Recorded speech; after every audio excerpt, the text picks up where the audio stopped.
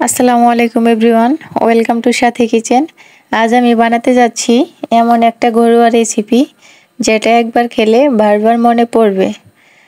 বরবটি, আলু, ডাল এবং মাছ দিয়ে দারুণ স্বাদের তরকারি। চলেন তাহলে শুরু করি আমাদের আজকের দারুণ রেসিপি।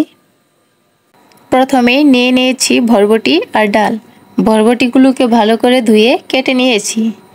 তারপর বরবটিগুলোকে হালকা সেদ্ধ করে নেব। খেয়াল রাখতে হবে বরবটিগুলো যেন বেশি সেদ্ধ না হয়ে যায়। তারপর বরবটিগুলোকে ছাঁকনি দিয়ে ছেঁকে নেব। নিয়ে নিয়েছি মাছ, সেখানে সামান্য পরিমাণ হলুদ, সামান্য পরিমাণ মরিচ এবং লবণ দিয়ে মেখে নেব। তারপর চুলায় একটাই কড়াই বসিয়েছি, সেখানে সামান্য পরিমাণ তেল দিয়ে মাছগুলোকে ভেজে নেব। মাছের এক পাশ হয়ে গেলে আরেক পাশ উল্টিয়ে নেব। এভাবে মাছগুলোকে ভালো করে ভেজে নেব। মাছগুলো ভালো করে ভেজে নেওয়া শেষ হলে মাছগুলোকে উঠিয়ে নেব। এই তেলে ভাজা কড়াইতে দিয়ে দিব বরবটি আর আলু। বরবটি আর আলুগুলোকে কিছুক্ষণ ভেজে নেব।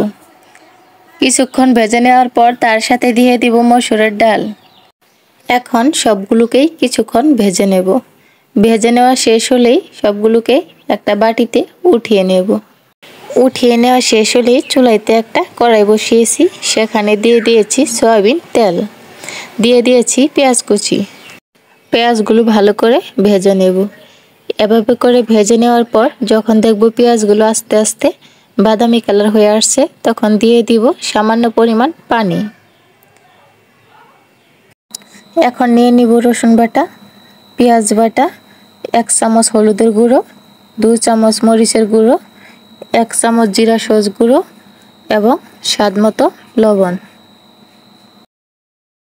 এখন মশলাটাকে অনেকক্ষণ কষিয়ে নিব, কারণ মশলাটা যত বেশি কষাবেন মশলাটা তত বেশি কালার হবে আর খেতে অনেক মজা লাগবে।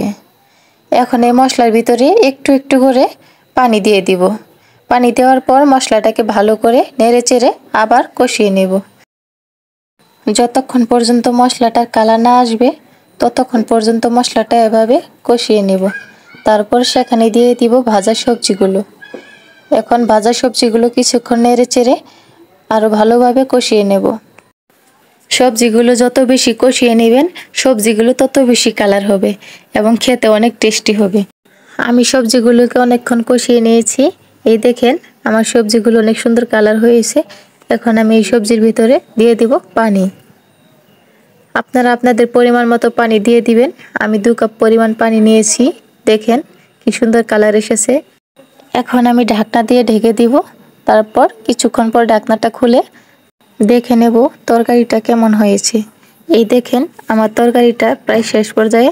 এখন ঢাকনাটা দিয়ে আবার ঢেকে দেব। কিছুক্ষণ পর ঢাকনাটা খুলে সেখানে দিয়ে দিব ভেজে নেওয়া মাছ। এই দেখেন আমার তরকারিটা হয়ে গিয়েছে। আমি আর 2 মিনিট চুলার আঁচটা অন করে রেখে দিব। 2 মিনিট হয়ে গেলে চুলার আঁচটা অফ করে দেব। এই দেখেন আমার তরকারিটা রেডি হয়ে গিয়েছে। অনেক সুন্দর কালার এসেছে। দেখেই মনে হচ্ছে এটা গরম ভাতের সাথে খেলে অনেক টেস্টি লাগবে। আজকের রেসিপিটা যদি ভালো লাগে একটা লাইক, কমেন্ট এবং চ্যানেলটা সাবস্ক্রাইব করে পাশে থাকবেন। দেখা হবে পরের ভিডিওতে। আল্লাহ হাফেজ।